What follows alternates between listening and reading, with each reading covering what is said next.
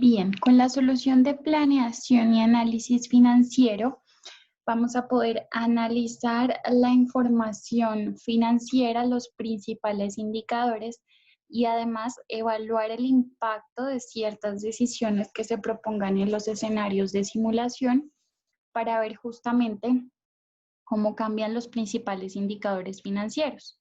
Este análisis lo vamos a hacer tanto para el PIG como para el flujo de caja. En el PIG, nuestra intención principal es simular la reducción de las ventas o del capital de trabajo para tomar mejores decisiones a tiempo, por supuesto que sean oportunas, para que las empresas continúen operando y se mantengan a flote, dada pues, la crisis generada por el COVID-19 y toda la coyuntura financiera que se deriva de esta crisis. Para ello, entonces, vamos a simular varios escenarios. El primero de ellos es, bueno, ¿qué efecto tiene que se reduzcan los ingresos en un determinado mes en la utilidad y el margen operacional y bruto? ¿Qué gestión entonces de costos y de gastos yo debo realizar sobre ese cambio en los ingresos? ¿Cómo cambian los indicadores financieros producto de los resultados de las simulaciones que hacemos? ¿Y cuál es la variación entre los valores planeados y los escenarios de simulación? Los valores planeados son aquellos que propusimos como proyecciones a inicio de año y que estimaríamos serían muy cercanos a la realidad. Ahora bien, para el flujo de caja, lo más importante que vamos a tener en cuenta es que el efectivo es el rey, es lo más importante. Entonces, nuestro análisis sobre el flujo de caja debe ser en la mayor medida proactivo y en la medida de lo posible, en el mejor escenario, debe ser predictivo con estimaciones futuras de cuál va a ser el efectivo disponible en los próximos periodos de tiempo. Para ello, por ejemplo, vamos a simular el impacto en el efectivo disponible cuando se reducen los recaudos de cartera mes a mes, que es muy común, por supuesto, por toda la crisis. Y bueno, ¿qué efecto tiene la postergación o los acuerdos en las cuentas por pagar? Que puede hacer, por ejemplo, con proveedores, con arriendos, entre otros compromisos, en el flujo disponible mes a mes. Entonces vamos a empezar con el PIG. Y justamente lo que tenemos aquí son algunos de los principales indicadores. Tenemos, por ejemplo, el margen para la versión de planning, que es la que planteamos a principio de año, y la de simulación, que es la nueva con los cambios o las variaciones que proponemos. Y también tenemos el ROI para la versión de simulación y la de planeación. Esta gráfica representa justamente cuál es la utilidad antes de impuestos, es decir, el resultado final ya de mi PIG para cada uno de los periodos de tiempo. Siempre el color azul va a representar la versión de planning y siempre el color naranja va a representar la versión de simulación.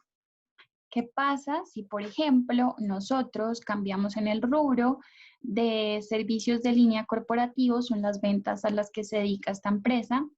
En marzo, el mes 3 tiene una reducción de 50 millones de pesos.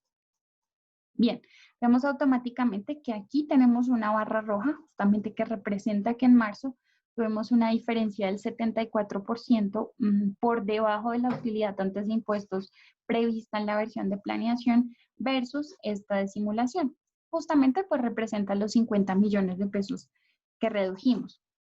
Vemos cómo cambian las líneas a futuro para el análisis en cada uno de los periodos de tiempo y en especial vemos cómo cambian los principales rubros.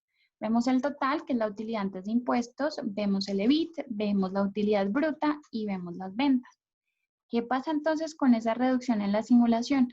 Pues que siempre la barrita naranja que representa la versión de simulación, valga la redundancia, va a ser inferior a la de planeación. Y aquí podemos medir en qué medida cambian cada una de ellas respecto a los cambios que realicemos en los diferentes rubros de nuestro PIG. Podemos hacer cambios en honorarios, en mano de obra directa, seguros, arrendamientos, gastos de personal, impuestos, entre otros. Y podríamos incluso no hacer el cambio en una cifra o un monto en bruto, los 50, 10, 5 millones, sino que también podríamos hacer el cambio en un porcentaje. Y finalmente tenemos el detalle del PIG. Podemos navegar por los diferentes niveles, la utilidad antes de impuestos, podemos revisar también el EBIT, gastos financieros, otros ingresos, podemos abrir el EBIT en el EBIT y en la utilidad de gestión, luego la utilidad de gestión, podemos repartirla dentro de la utilidad bruta y la utilidad operativa y así navegar por los diferentes niveles hasta finalmente tener el detalle para cada uno de los rubros.